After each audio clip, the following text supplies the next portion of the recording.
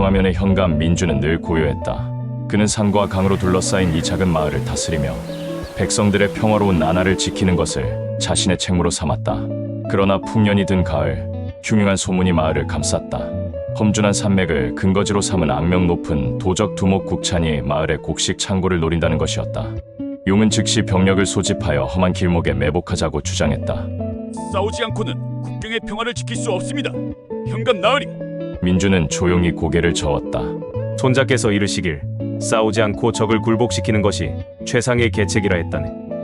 민준의 명령은 뜻밖이었다. 그는 곡식 창고를 지키기는커녕 창고 옆 가장 잘 보이는 언덕 위에 거대한 누각을 짓고 성대한 가을 축제를 준비하라 명했다. 용은 혼란스러웠다. 도적을 유인하려 하십니까? 함정입니까? 민주는 웃으며 답했다. 군사는 병력뿐이 아니네. 적의 마음을 읽고 그들이 스스로 물러나게 만든 것, 그것이 가장 강력한 방어일세.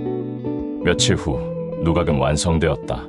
누각에는 화려한 등불이 걸렸고 청하면은 마치 잔치라도 벌어진 듯 악사와 사람들이 모여들었다. 이 모든 것은 산맥 너머에서도 훤히 보였다. 국찬의 척후병들이 어둠 속에서 마을을 엿보았다. 그들이 본 것은 불안과 공포가 아니었다. 넘치는 자신감과 풍요로움, 그리고 마치 기다리고 있었다는 듯이 평화로운 축제뿐이었다. 가장 잘 보이는 누각 중앙, 민주는 홀로 앉아 차를 마시고 있었다. 그는 무장하지 않았지만 그의 고요함은 천하를 다 가진 듯한 여유로움이었다. 척후병의 보고를 들은 국찬은 깊이 고민했다. 저들의 자신감은 무엇을 의미한가? 방비가 없다면 도리어 함정이다. 그들이 두려워하지 않는 것은 우려 이미 포위되었거나 노릴 만한 가치가 없다고 판단해서일 것이다. 결국 국찬은 목표를 바꾸어 다른 곳으로 군사를 돌렸다. 다음 날 아침, 용은 도적들이 조용히 물러갔다는 보고를 받았다. 그는 누각 아래 홀로 서서 밤새 빛났던 등을 바라보았다.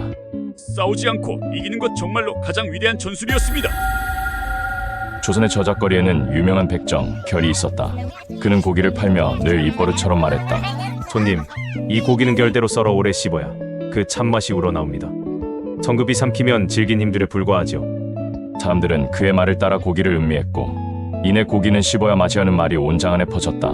하지만 저작거리의 활기찬 모습과 달리 밤이 되면 그의 부죽간 뒤 작은 공방은 깊은 정적에 휩싸였다. 그곳에서 결은 낮의 모습은 온데간데 없이 말없이 불꽃을 응시하며 눈을 두드리는 은장도 장인이 되었다. 그의 이 비밀스러운 솜씨를 아는 이는 거의 없었다. 어느 날 고고한 양반가의 연화 씨가 그의 비밀 공방을 수소문에 찾아왔다. 그녀는 자신의 이름처럼 세상에서 가장 아름다운 연꽃 무늬를 새긴 은장구를 주문했다. 그녀는 자신이 원하는 바를 세세하게 설명했지만 결은 낮의 모습과 달리 그저 말없이 고개만 끄덕일 뿐이었다. 몇 주가 지나도 아무 소식이 없자 연화 씨는 하인을 보냈다.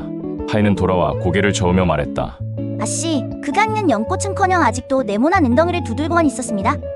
낮에는 그리도 말이 많던 그가 자신을 무시하는 듯해 연화 씨의 얼굴에 실망과 노여움이 스쳤다. 결국 연화 씨가 직접 공방으로 향했다. 그녀의 눈에 보인 것은 여전히 투박한 은덩이를 내리치는 결의 모습이었다. 고개 맛을 논하던 그대의 지혜는 어디 가고 어찌하여 내게는 말 한마디 없이 이 쇠붙이만 두드리고 있는 것이오. 나를 기만하는 게 아니오.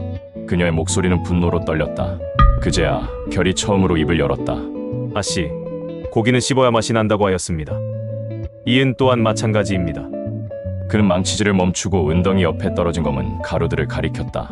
수백, 수천 번을 두드려 불순물을 걷어내야 비로소 순수한 빛을 내는 법입니다.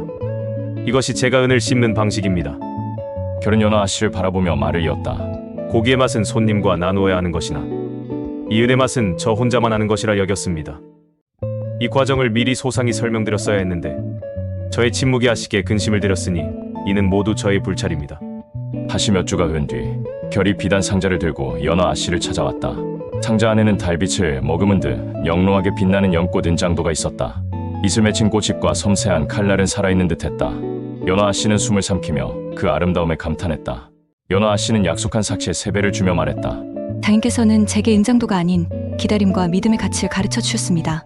이후 그녀는 만나는 사람마다 결의 이야기를 전했고 사람들은 그의 고기뿐 아니라 그의 지혜를 얻기 위해 부죽간을 찾았다. 고기는 씹어야 맛이요, 쇠는 두드려야 맛이라.